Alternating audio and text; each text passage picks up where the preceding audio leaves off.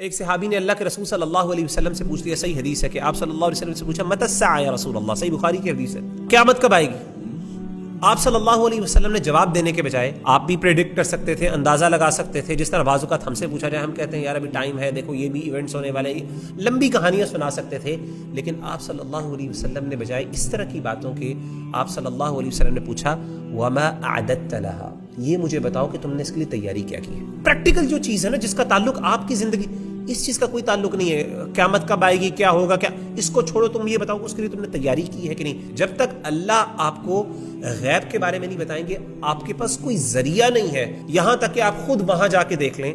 یا آپ کی اپروچ یا ایکسس نہ ہو جائے، تب تک آپ اس کے بارے میں کوئی حتمی بات نہیں کر سکتے۔ You are dependent upon the report, you are dependent upon whatever Quran and the Sunnah they tell you. قرآن مجید نے یہی اپروچ مسلمانوں کو سکھائی ہے۔ اللہ کے رسول صلی اللہ علیہ وسلم کی اللہ تعالیٰ نے تربیت بھی ایسی کی، اور اللہ کی بھی اپروچ یہی ہے، اللہ کے رسول صلی اللہ علیہ وسلم کی بھی اپروچ ہے۔ قرآن مجید کی مثال لے لیجئے، مثال کے طور پہ کچھ لوگوں نے آ کے اللہ کے رسول صلی اللہ علیہ وسلم سے سوال کیا، وَيَسْأَلُونَكَ عَنِ الرُّوحِ، اللہ تعالیٰ فرماتے ہیں کہ نبی صلی اللہ علیہ وسلم یہ آپ سے سوال کرتے ہیں روح کے بارے میں، روح کیا چیز ہے، حقیقت اس کے بارے میں بتائیں۔ تو اللہ کے رسول صلی اللہ علیہ وسلم کو اللہ تعالیٰ فرماتے ہیں کہ ان کو جواب دیجئے قُلِ الرُّوحُ مِنْ أَمْرِ رَبِّي وَمَا أُوتِيتُم مِّنَ الْعِلْمِ إِلَّا قَلِيلًا، کہ روح جو ہے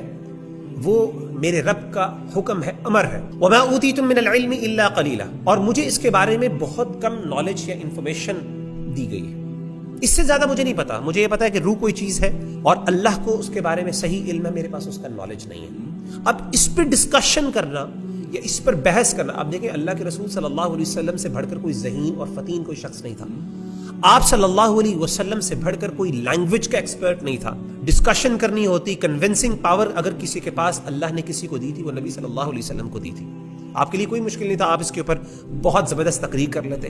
بڑے زبردست لاجیکل اور ریزنیبل آرگیومنٹس پریزنٹ کر سکتے، بڑی اچھی تھیوریز یا فلسفیز پریزنٹ کر سکتے، آپ نے نہیں کیا۔ آپ کو اپروچ کیا سکھائی گئی؟ قُلِ الرُّوحُ مِنْ أَمْرِ رَبِّي وَمَا أُوتِيتُم مِّنَ الْعِلْمِ إِلَّا قَلِيلًا۔ یہ غیب کی معاملے ہیں،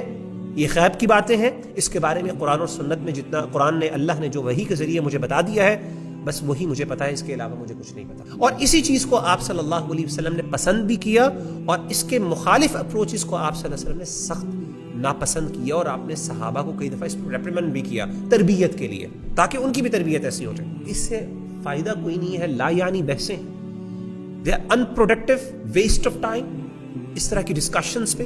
اور اس طرح کی باتوں پر کہ جی نفس کیا ہے، روح کیا ہے، اس کی حقیقت کیا ہے، اس کے کمپوننٹس کیا ہے، کس چیز سے بنی ہے، اس کا یہ اثر کیا ہے۔ ہمیں ہمارا دین نے جب وہ چیزیں بتائی ہی نہیں ہے، نہ ہمارے پاس کوئی اس کا سورس ہے ادر، تو ہم کیسے اس کے بارے میں کوئی حتمی بات کر سکتے ہیں؟